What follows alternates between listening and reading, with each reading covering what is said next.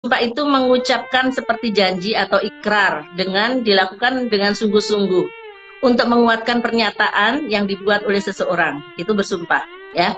Nah, sumpah ini memiliki derajat yang sangat tinggi. Jadi sumpah itu sebenarnya nggak boleh dibuat main-main. Tapi apalagi jika sumpah itu dilakukan dengan membawa nama-nama agama, nama Allah, nama Rasulullah, gitu ya. Ini. Nah, hukum sumpah menurut Imam Mazhab saya sampaikan, sahabat-sahabat, terima kasih Iqbal Abdul Rauf dan bergabung, Diajeng Adna bergabung.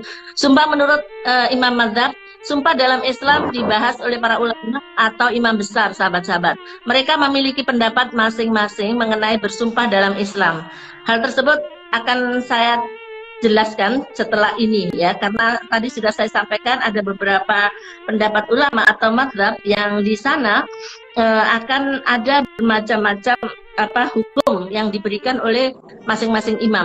Yang pertama Imam Malik. Imam Malik mengatakan bahwa sumpah ini hukumnya mubah.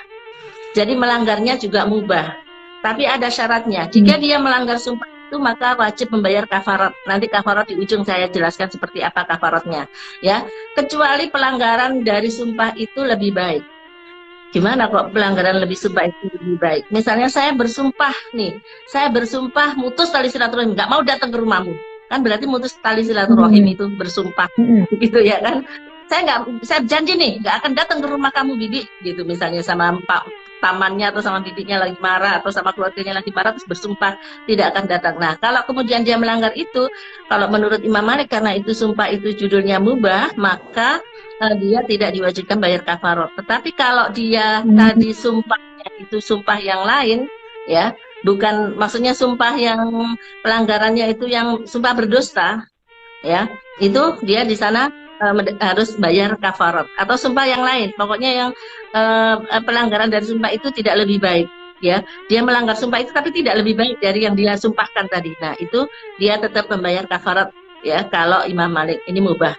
Yang kedua, pendapat Imam Hambali, hukumnya tergantung kondisi, bisa menjadi wajib, bisa menjadi haram, bisa menjadi makruh, dan bisa menjadi sunnah, tergantung kondisinya, ya. Dalam hal-hal yang sudah jelas diharamkan agama, maka itu haram, ya. Yang diharamkan agama, bersumpah apa yang diharamkan agama.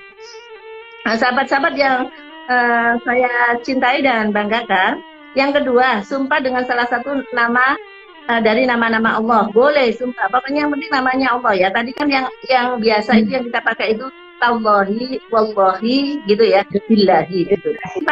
Sumpah dengan nama-nama Allah, boleh nggak, gitu? Ya, demi Ar-Rahman, gitu. Ya itu tetap, ya kalau itu diniatkan untuk menyebut nama Allah, oh ya putus-putus. Alhamdulillah gambarnya sudah jelas. Oke. Yang kedua, sumpah dengan salah satu nama-nama Allah dibolehkan.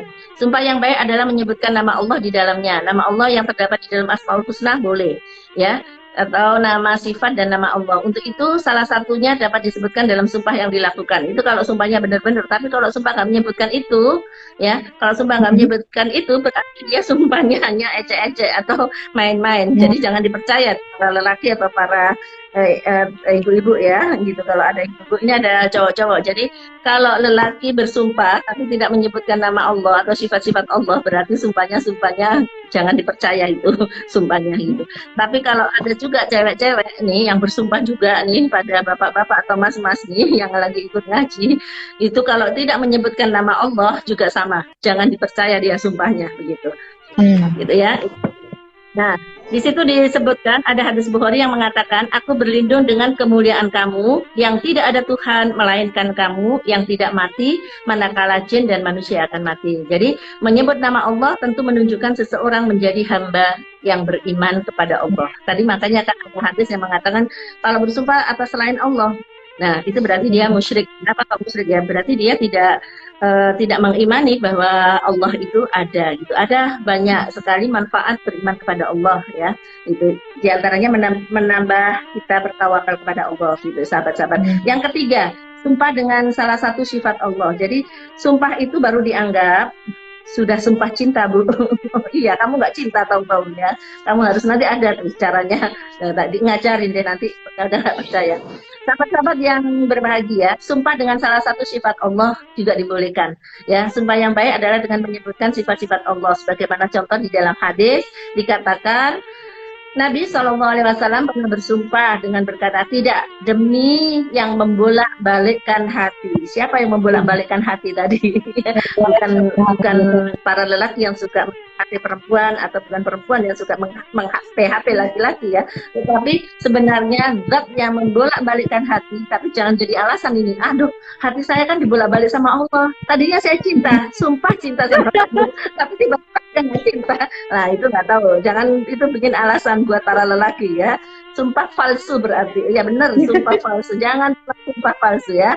Ada yang lain goyah lagi, Bu. Nah, itulah. Makanya nanti jangan, pokoknya selama kalian masih sumpahnya tidak menyebutkan nama Allah, itu kalau kalian melanggar sumpah itu berarti kalian tidak dikenakan apa-apa, tidak ada konsekuensi yang harus dilakukan ya. Tapi kalau sumpahnya menyebut nama Allah ya, menyebut nama Allah, sifat Allah tadi ya, Asmaul Husna, nama-nama lain Allah. Nah, itu nanti akan dikenakan sanksinya gitu. Yang keempat, isi sumpah harus jelas dan tegas ya. Isi sumpah harus jelas dan tegas. Hal ini untuk meyakinkan dan memastikan apakah sumpah tersebut dapat berjalan nantinya dengan benar dan konsisten. Karena apa? Sumpah nggak boleh mendua gitu, nggak sumpah kok pakai atau gitu ya, itu kan berarti membingungkan. Nah, sumpah itu harus jelas dan tegas. Itu sumpah yang di dalam Islam itu begitu ya. Jadi nggak boleh sumpah dengan, nah itu Bu, di luar kuasa kita Bu, ada yang bola balikin, oh tuh kan alasan kamu ya, dan pakai, makanya nggak usah bersumpah deh. Nah, sumpah yang ambigu nantinya akan berpotensi untuk menjadi penyelewengan makna atau bahkan tafsir, sehingga ya orang menafsirkan kayak tadi, sumpah akan mencintaimu. Nah, tahu-tahu ini kan ambigu, mencintai kayak apa ya, ambigu ya. Jadi jangan sumpahnya apa, sumpahnya gini, saya bersumpah demi Allah kalau engkau jadi istriku, misalnya gitu, kamu tak kasih tiap bulannya sekian, itu jelas ya. Jadi kalau, nah itu maksudnya jelas gitu loh. Kalau dia nggak melakukan itu kan ketahuan gitu. Tapi kalau ini mencintai kan suka kadang-kadang ya, ini sumpah palsu tuh kalau ada cinta-cinta di sumpah itu ya, itu biasanya sumpah palsu justru ya. Saya bersumpah tidak akan melakukan hal itu lagi. Hal itu dimaksudkan dalam isi sumpah di atas harus diperjelas. Saya bilang gitu. Misalnya nih ada kakak beradik bertengkar, terus kemudian ya udah, demi Allah, Dek, saya bersumpah nggak akan melakukan hal itu lagi. Nah, itu nggak boleh. Hal itu apa? Harus dijelasin. Harus jelas. Ya. Ini kan sepele, remeh-temeh. Tapi ini kalian-kalian nih yang ikut ngaji, Bapak, Ibu, Mas-Mas, Cak Ning, ya. Itu kalau kalian bersumpah, nah, itu harus jelas, harus tegas. Kalau selama itu nggak begitu, berarti itu tidak termasuk di dalam bab sumpah begitu. Ya bisa aja cuma apa ya, bukan sumpah malah janji ya. Kalau sumpah itu kan berjanji, saya janji, atau bukan kadang-kadang kalau bahkan kalau orang tua sedang marah sama anak, bisa yang keluar bukan sumpah tapi laknat, misalnya kayak gitu ya. Jadi, Mbak, halo ya. Halo. Ya, bagaimana dengan sumpah bersyarat gitu? Sumpah bersyarat. Misalkan saya berjanji akan memberimu nafkah 9 juta per bulan kalau gaji saya 10 juta. Iya. Misalkan ya, yang penting itu jelas kan, kata-katanya jelas. Jelas kan, bisa dicatat kan itu. Nah, yang penting kita itu bersumpah itu bisa dicatat. Kalau dia melanggar dari itu, berarti dia akan, kamu ingat, harus diingatkan orangnya tadi. Ya, sumpah pejabat. Sumpah pejabat kenapa, Mas? Ya, pelanggaran sumpah nih, pelanggaran sumpah ya.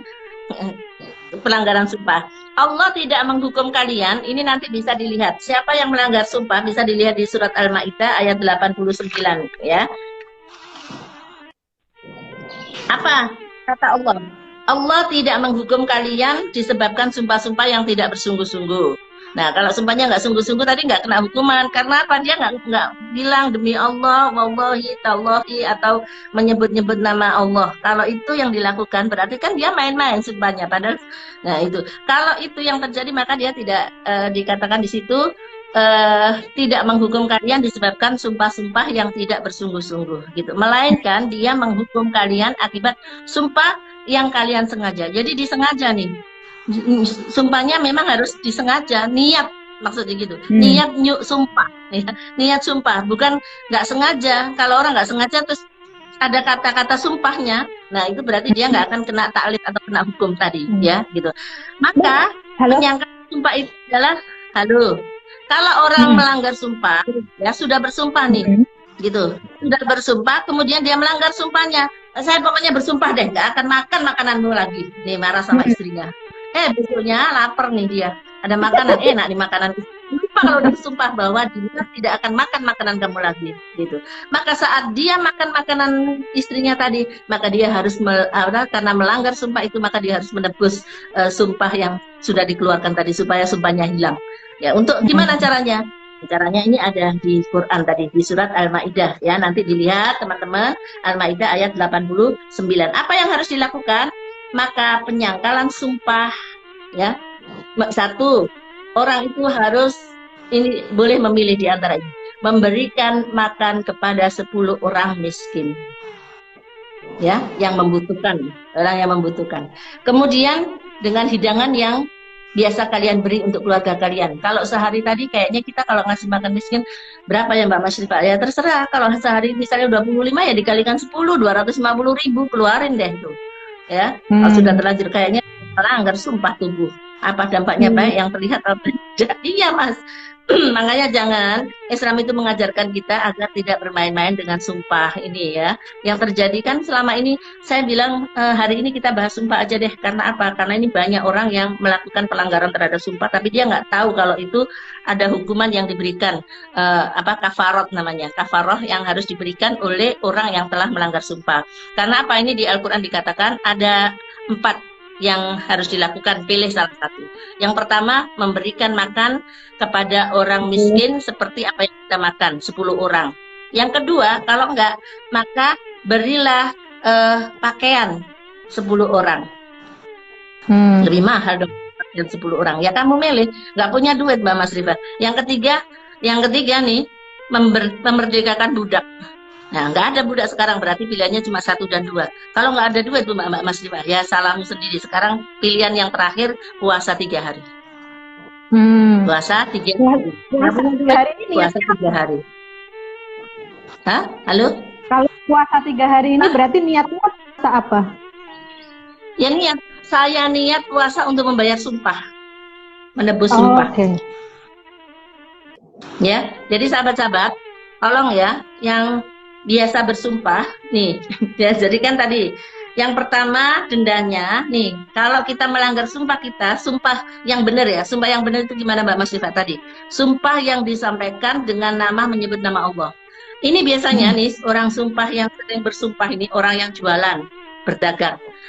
Demi Allah Mbak, belinya ini lebih mahal loh Mbak, tak jual murah. Nah, ya kan bersumpah nih, padahal dia untungnya cuma 200. Tapi dia sebenarnya kena bayar kafarat karena dia sudah melanggar sumpah, berdosa gitu. Karena dia belinya nggak segitu, gitu. Ya harusnya, nah ini banyak yang orang begitu tuh, ya melakukan sumpah demi dunia, sumpah ya bersumpah. Jadi tadi memberikan baju 10 orang, kalau enggak memerdekakan budak, kalau masih nggak kuat berpuasa 3 hari, ya dengan niat aku niat puasa bayar sumpah.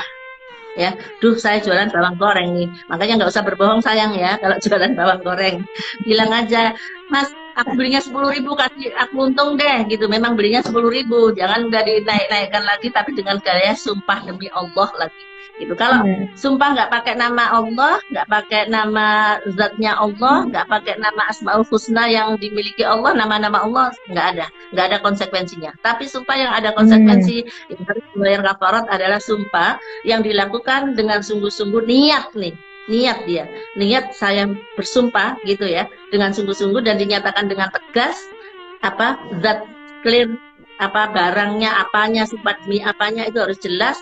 Kemudian dia melanggar itu, maka itu kata Imam Syafi'i dia harus membayar kafarat.